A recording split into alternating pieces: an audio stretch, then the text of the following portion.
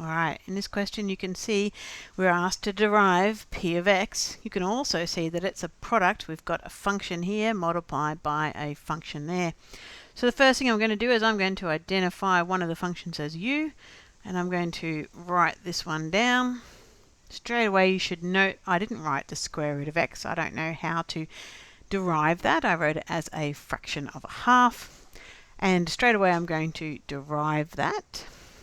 I bring my power down and I minus 1 from my power, and then plus 3 for the 3x. I'm going to identify the other function in my product as x squared plus minus 4, and I'm going to derive that as 2x. Then I'll move all this up here so I've got plenty of room. I'm going to write down my rule. So it was p, so I'm going to derive p with respect to x. And it becomes u v dash plus v u dash. And then because I've written them all up here, I can substitute them straight in. So u is x to the half plus 3x, multiplying that by 2x. And v is x squared minus 4, and I'm multiplying that by a half x to the minus a half plus 3. Now, this is where you need to start. Really take your time in multiplying this out. I'm going to show you the whole working line so that you can slow it down and look at it later. So we've got 2x, and we're multiplying that by x to the half. And we've got 2x, and we're multiplying that by 3x. And move that over.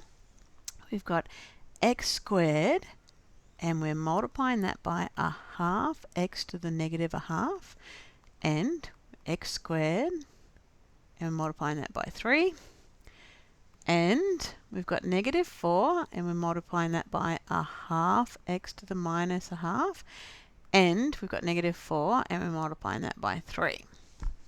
So just took our time, wrote it all down. This might be a way that you can do so that you don't miss anything as well. So 2 times no other number 2. Now, same base, what you do is you add the powers. This one has a power 1, so 1 plus a half, 1 and a half. Write it as an improper fraction, 3 on 2. 2 times 3, 6, x times x squared. Again, nothing in front of here, just 1, 1 times a half, so we've got a half. Same base, x, we've got 2 and negative a half. We add them when we're multiplying, so it's 2 minus a half, which is 1 and a half. Write it as an improper fraction, 3 on 2. Then we've got 3x squared. Then we've got minus. Now 4 times a half is 2, x to the minus a half, and minus 4 times 3 is minus 12. Now we're looking for our like terms. We've got an x squared and an x squared, so this will be 9x squared.